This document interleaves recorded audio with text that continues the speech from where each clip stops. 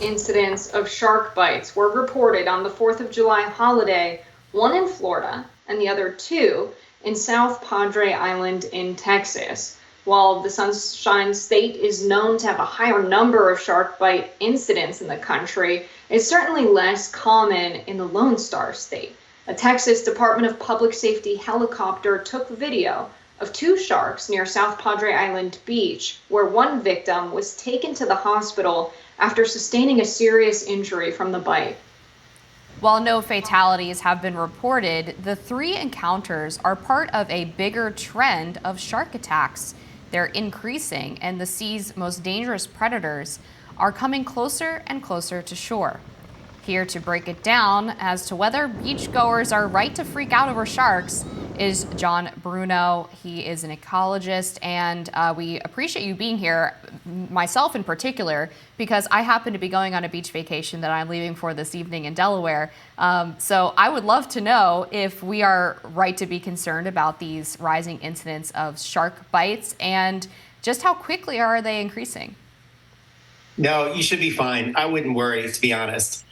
Your chances of being bitten by a shark are extremely low. You're much more likely to win the lottery or be crushed by a vending machine.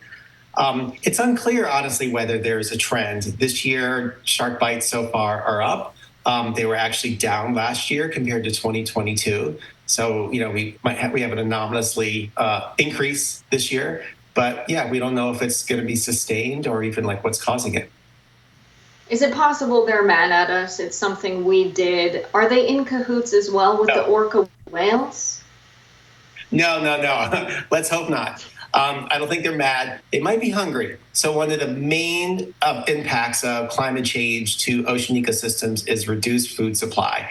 Basically, warming is increasing the layering of the upper surface of the ocean. That decreases nutrients that reach phytoplankton. Phytoplankton are, of course, the basis of the food web.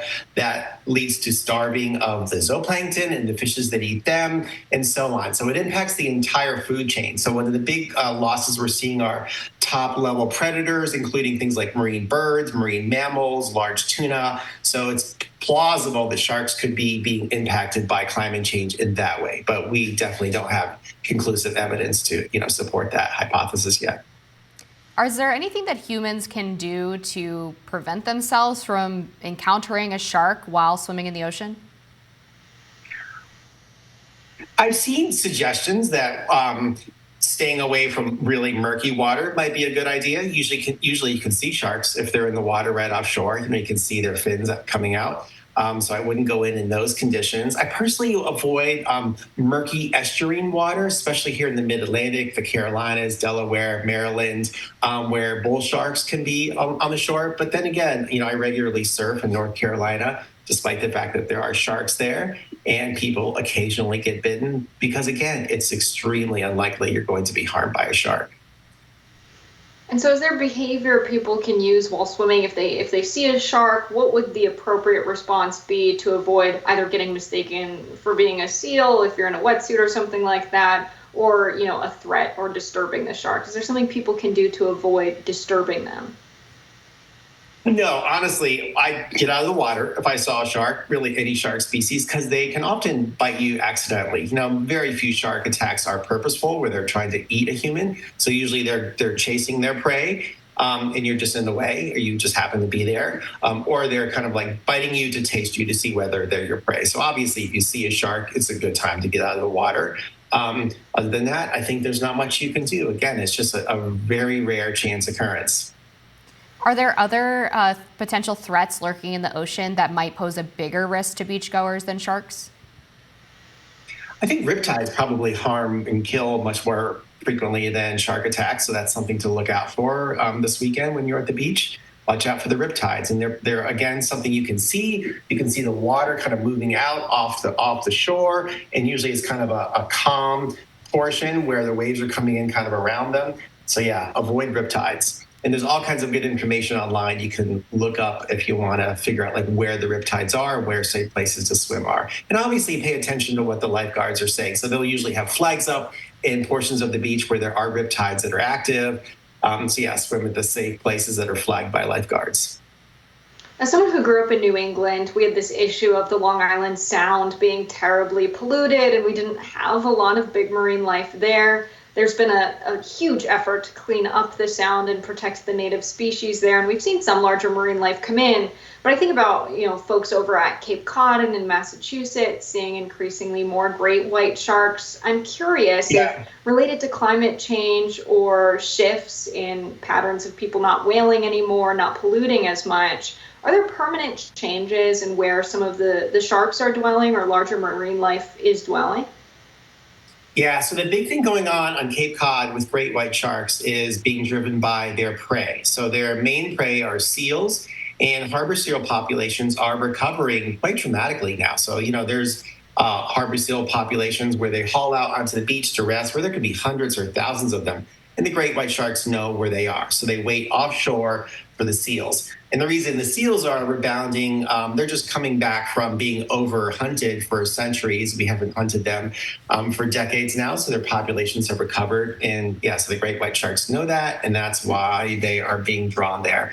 It's also plausible that warming of that region is pushing sharks up into that area. But I think in that specific case, it's more to the fact that there's just a lot more to eat for them.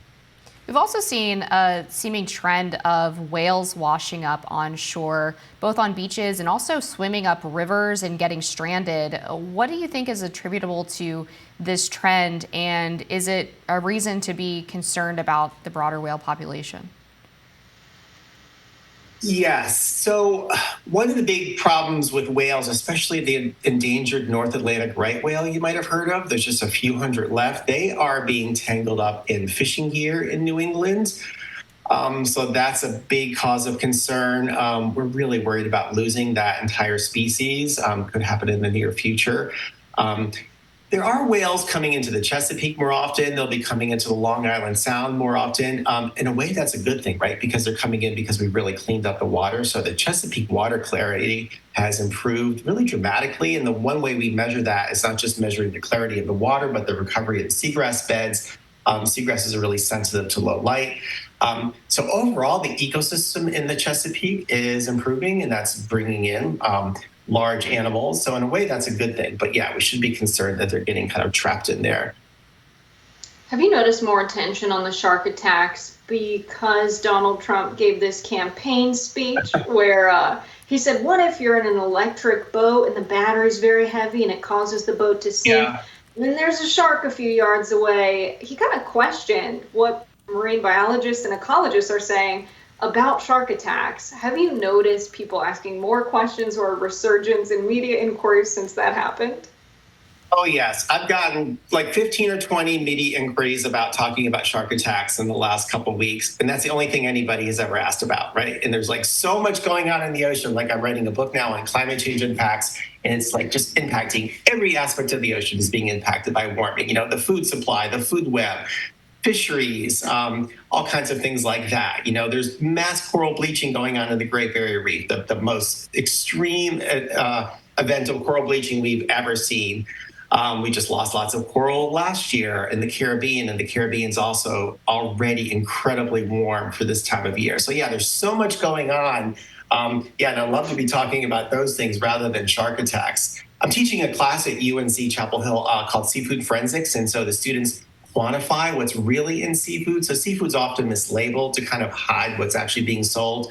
In the past, we worked on local fresh shrimp that if you buy along the coast, 2/3 of the time it's actually an imported species from the Pacific. So it's probably farmed in Indonesia, Ecuador, shipped to North Carolina, thawed out, and then sold as fresh and local.